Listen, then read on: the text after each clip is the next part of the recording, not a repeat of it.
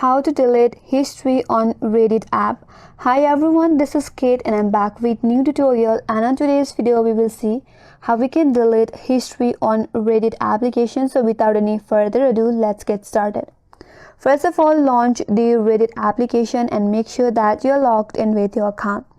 After you're logged in, you will get to the home page. Now to delete the history, navigate to top right corner and tap on your profile icon. A menu bar will pop up in your interface. Here, scroll down a bit and on the saved option, there is an option as history. Tap on it. That's gonna take you to your history page, and here you can find out all your history. Now to delete or clear that all, tap on the three dot icon at the top right corner, and from here tap on clear history. After you do that, now all your history on Reddit application will get deleted or cleared. So that's the way to delete history on Reddit app, and that's all for today's video. Hope this video helped you. If you are new to our channel, make sure to subscribe and do not forget to like and comment. Thanks for watching and stay tuned for more upcoming tutorials.